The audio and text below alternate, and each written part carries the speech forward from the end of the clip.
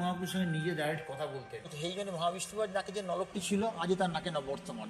এই সেই মূর্তি বিষ্ণুপ্রিয়া দেবী সেবিত পূজিত মূর্তি। মহাপ্রভুর সঙ্গে যে ভজন করছেন, ভজনে উনি মেয়েদের গলায় কথা বলছেন, ওই দেখে ও অজ্ঞানে এখানে পড়ে যায়।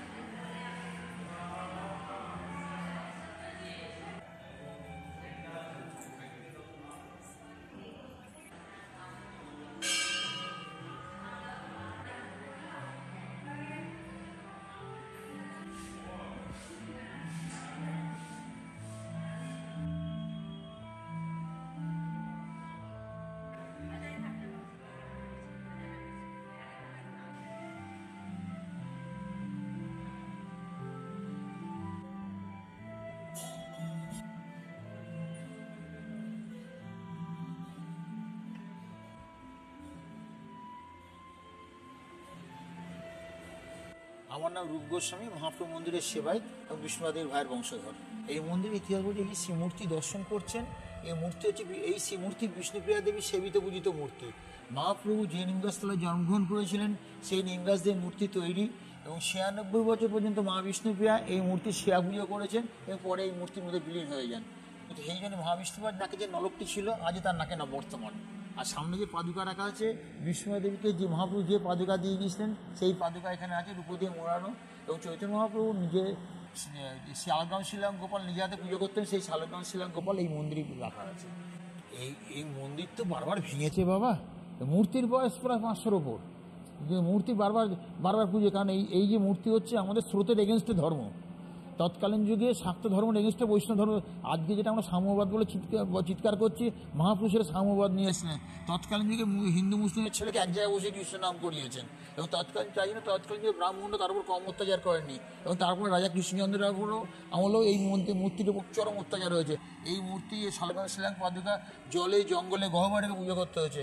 এমনকি অপুর ওলাদেবী যে কালী মূর্তি আছে, ওলাদেবী তলা, সেই কালী মূর্তির নিচেও মহাপ্রভু পুজো করতে হয়েছে। এবং তারপর এখানে মন্দির হয়েছে। কিন্তু বাবা টেম্পলটা আরও বড় হোক, আরও শ্রীবৃদ্ধি হোক, আরও যেন আমাদের মন্দিরের প্রকাশন আরও ভালো করতে পারে।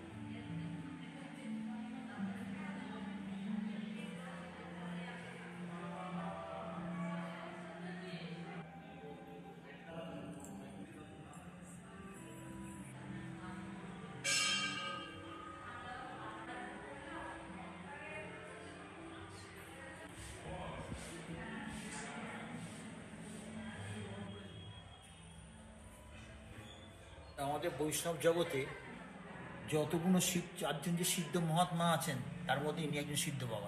ইনি হচ্ছেন চৈতন্য মহাপ্রভুর সঙ্গে নিজে ডাইরেক্ট কথা বলতেন। আর আমাদের যে কান্তার ভজন যে বলে, আর সবচেয়ে বড় কথা প্রত্যেক সন্ন্যাসীই তো বলে আমার কিছু হলো না, আমি কিছু পেলাম না, আমার সাধনা কিছু পেল না।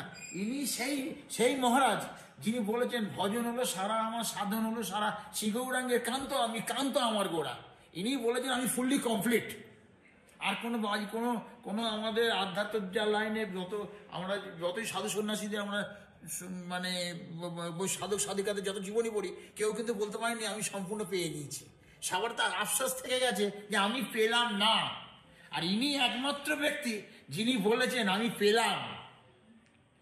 আর এনার একটা আছে, যখন ইনি দৌড়ের মধ্যে যেন গোপন ভজন করতেন, তার নিজেকে উনি ভাবতেন উনি নিজের সখী, মহাপুরুষ সখী হিসাবে উনি ভজন করতেন। তা নবদ্বীপে তখন তৎকালীন দণ্ডপ্রতাপ মস্তান ছিল ভীম। তৎকালীন যে ভীম এই এখান দিয়ে যাচ্ছে, তখন দেখে মা সিদ্ধ বাবার ঘর দিয়ে মেয়ে লোকের গলার আওয়াজ বাড়ছে, মেয়ে লোকের গলার আওয়াজ পাচ্ছে। তখন যে উনি বলছেন এই তো বৈষ্ণবকে পেয়েছি ঘরে মেয়ে লোক নিয়ে নষ্টামি করছে। উনি যখন দৌড়ে লাথি মেরে এসে লাথি মেরে যখন দৌড়টা খুলে দেখেন যে সিদ্ধ বাবা তিনি আর নেই, তিনি মহাপ্রভুর সঙ্গে যে ভজন করছেন, ভজনে উনি মেয়েদের গলায় কথা বলছেন। ওই দেখে ও অজ্ঞানে এখানে পড়ে যায়।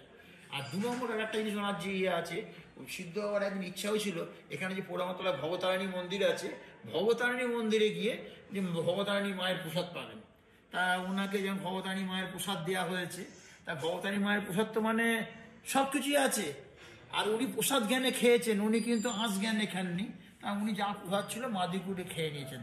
আর তৎকালীন যুগে যারা মানে তোমার হচ্ছে কৌল বলো বা তান্ত্রিক বলো বা যারা শাক্ত বলো, তারা তার পেছনে লাগতে বলো, এই বৈষ্ণব তুই তো মাছ খেয়েছিস, তুই তো পাঁঠার মাংস খেয়েছিস, তুই তো অমুক খেয়েছিস। তা উনি বললেন তাহলে তো আমাকে এবার আমি যদি এইসব খেয়ে থাকি তা আমায় গলায় দড়ি দিয়ে মরতে হবে, আর নয় গঙ্গায় গিয়ে ঝাঁপ দিয়ে শরীর সমাধি হতে পারে। তখন মহাপ্রভুকে ডাকলেন, হে গৌর সুন্দর, আমি আর কি করব, আমি তো এই খেয়ে ফেলেছি। তখন যাক মহাপ্রভুর সঙ্গে যেটা কথা হয়েছে সেটা তো আর আমাদের জানার বিষয় না।